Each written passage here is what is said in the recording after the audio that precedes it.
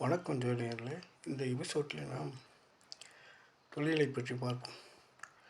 உதாரணமாக நாம் போக்குவரத்து தபால் துறையை எடுத்துக்கொள்வோம் என்று வைத்துக்கொள்வோம். இப்போது இந்த தபால் துறையை பற்றி பார்த்தோம் என்று சொன்னால், உதாரணமாக துலாலக்கணத்தை எடுத்துக்கொள்வோம். இந்த துலாலக்கணத்திற்கு ஆட்சிநாதர் சுக்கிர பகவான். இது காசு பணம் கூடியது.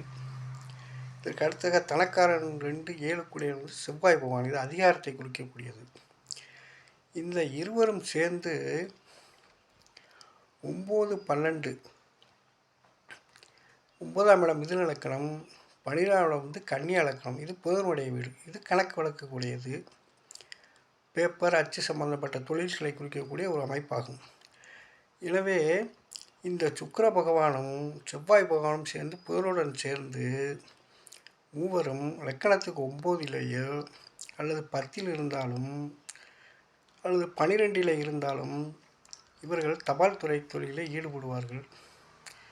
இவருடன் 10ஆம் அதிபதி சந்திரன் சேர்ந்தாலும் மிகுந்த பயனை அளிக்கும். இந்த லக்கணத்திற்கு 3 6 குரு பகவான்.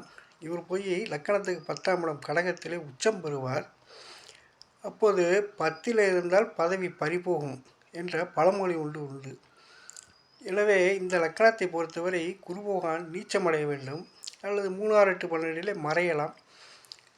கேந்திரங்கள் இருக்கக்கூடாது. 1 4 7 10 5 9 10 இவற்றிலே இருக்கக்கூடாது. இவர் இப்படி இருக்கும் பட்சத்திலே இந்த துலாலக்கணத்திற்கு 2ஆம் அதிபதி செவ்வாய், லக்கணாதிபதி சுக்கிரன், புதன், சந்திரன் இவர்கள் கூட்டமைப்பு சேர்ந்தால் இவர் தபால் துறையில் ஈடுபடுவார். நன்றி, வணக்கம் நேயர்களே.